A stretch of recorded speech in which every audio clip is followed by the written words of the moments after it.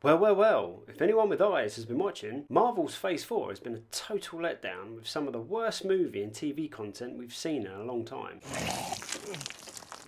The intersectional feminism hit its peak and reduced the men in the shows to stumblebums who would struggle to wipe their own arse. But this wasn't always the case. You go back a bit further and you'll find some of the most enjoyable movies from Marvel pre-Disney, from Iron Man, Civil War and Infinity Wars, just to name a few. However, I want to go back further than that and before Iron Man to a film that could well have kickstarted the Marvel movie franchise. And no, not Ghost Rider in 2007 with Nick Cage. I am of course talking about the one and only Blade. And I think now is a good time as any to talk about it as we hear the rumblings of the reboot with Mahershala Ali, if I've even got that right, apologies if I haven't, as Blade. A film that has already lost one director and has been delayed till 2024.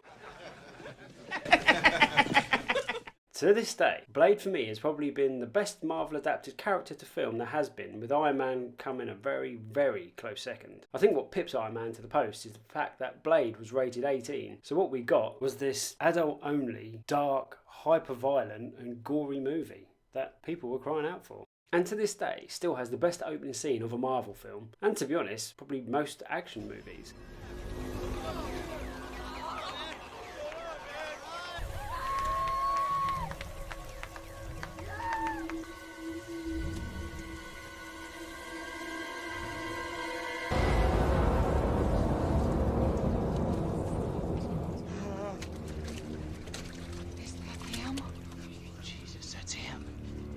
Blade. It's the Daywalker.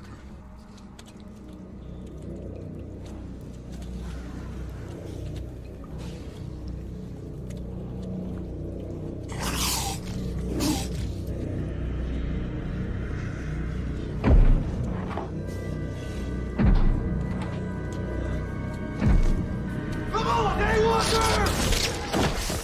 And just like Iron Man being so successful because of Robert Downey Jr.'s performance, Blade became so iconic because of Wesley Snipes' performance. What's that you say, Rivers? A black man as a male lead in a Marvel show? I thought with all these woke performers running around telling us that they were the first ever black person to star in a film, that there couldn't possibly be any black actors post 2015. But yes, dear viewer, despite what the Twitter retards would have you believe, black actors have been alive and well and working in the industry for a long time, and Wesley was one of the best.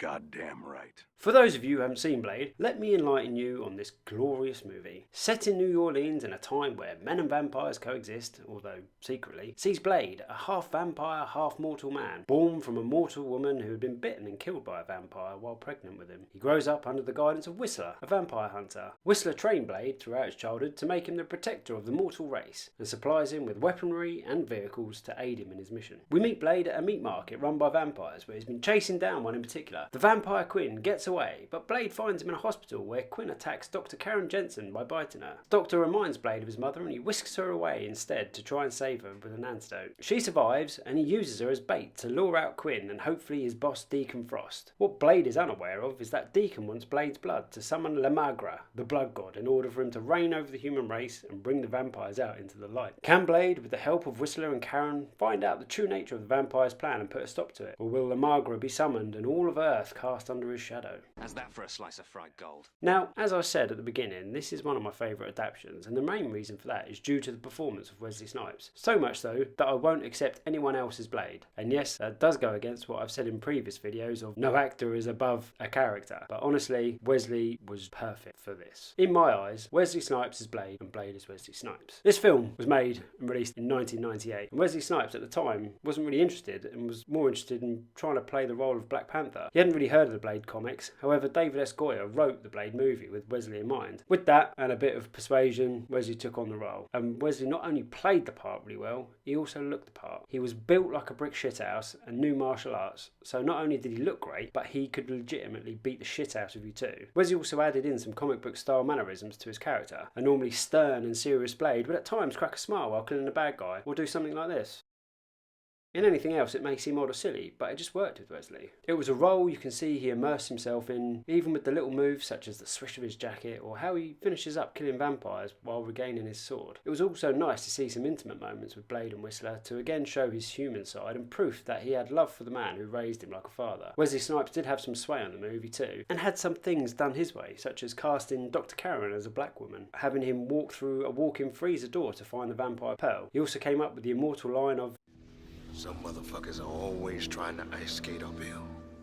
it was Wesley who was a fan of Hong Kong martial arts and wanted this film to have that kind of action. I truly believe without Wesley as Blade, this film wouldn't have been a success. However, Wesley wasn't the only good actor on this. We had Chris Christopherson, who played Whistler as the cool, grungy grandfather, Catch you fuckers at a bad time? and Stephen Dorff as Deacon Frost, the main protagonist, who he apparently modelled the character off Jack Nicholson's Joker, among a few other types of villains. Apparently, Jet Li had been asked to play the part of Deacon Frost, but chose Lethal Weapon 4 instead.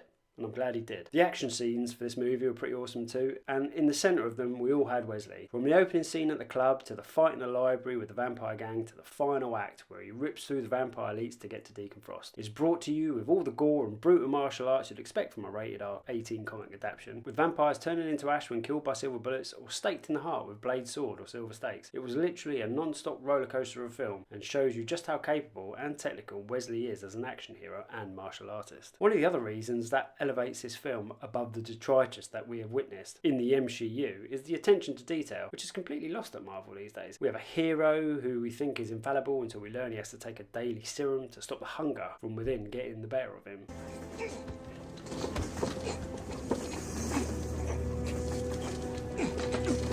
There was a linguistics professor that was hired to design a vampire language that is heard during the scenes with the elder vampires and when Pearl is burnt alive for answers. Whistler introduces himself to Karen as Abram, the name of the writer who wrote Dracula. They also had a young girl named Ebony Adams, a national martial arts competitor, play a role, and that was the role of the young girl in the library scene where she takes everyone by surprise and becomes an unlikely adversary to Blade. Does all of this make Blade the perfect movie? I'd love to say yes. But no film is. And to be honest, the only thing in my rose-tinted eyes that lets it down is the CGI. For the most part, it's fine.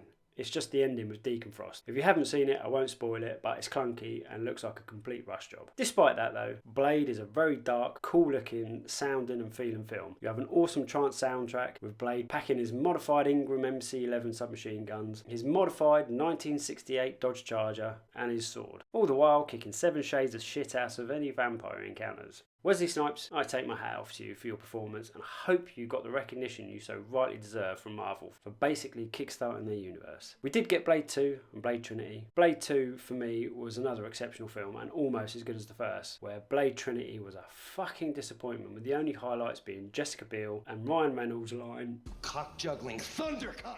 but hey, that's just me. Blade is a solid 9.2 out of 10 in my eyes, followed closely by Blade 2, which I'd say is an 8.8. If you're looking for 2 classics and awesome vampire movies to watch, these are the ones you need to find. Go watch and tell me in the comments what you thought, and if you thought the CGI at the end of Blade is as clunky as I remember with Deacon Frost. If you like this video, please like, share and subscribe. Hit that notification button.